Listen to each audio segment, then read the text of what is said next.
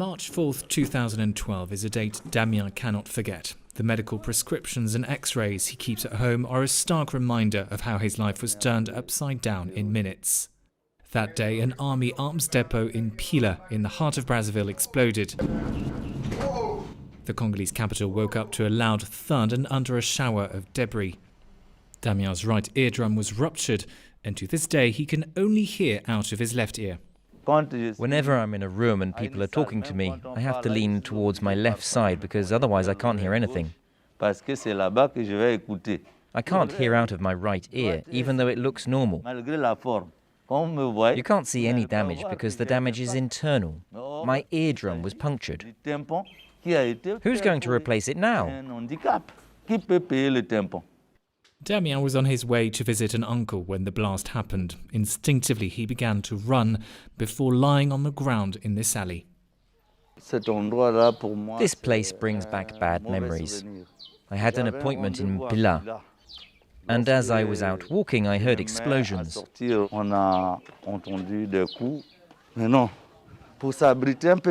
I took shelter here, on Suanke Street. I came here because this is where my mother lives. The explosion destroyed everything in its path. 13 neighbourhoods in 2 of Brazzaville's 9 districts were affected. 17,000 families were left homeless. To this day, most of them survive in miserable conditions. Paul lives here in this small house made from scrap material with his wife and 5 children. This is the children's room. This is how we live. There's nothing we can do about it. There's nothing to arrange. How are you going to arrange it? When it rains, it's a nightmare. The Congolese government initially promised to rebuild all the houses destroyed by the explosion, but that promise was never kept, and authorities made no plans to rehouse the victims. Paul says he no longer expects anything from the state. We don't have any more prayers to make.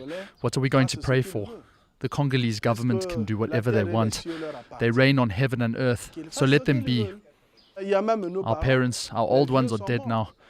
They've waited a long time and nothing happened. We're still around, but soon we'll be gone too.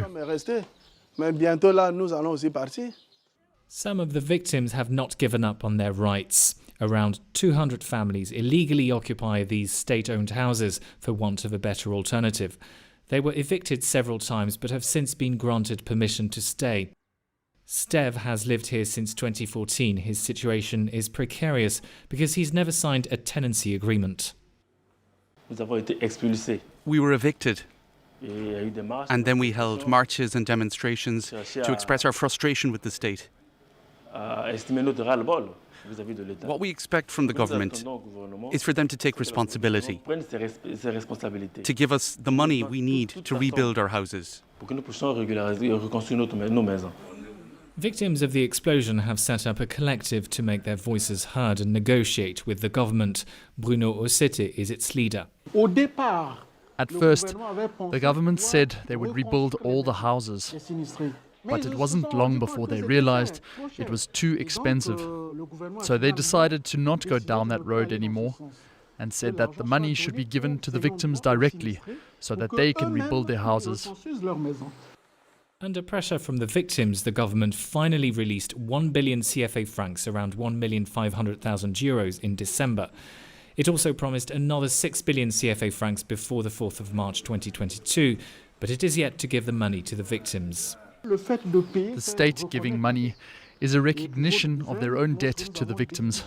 When we met the Prime Minister, the government promised to settle this debt in 3 installments.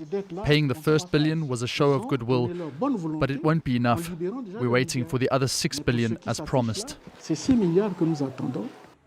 The government had initially estimated the cost of rebuilding the affected areas at 233 billion CFA francs. That's around 355 million euros.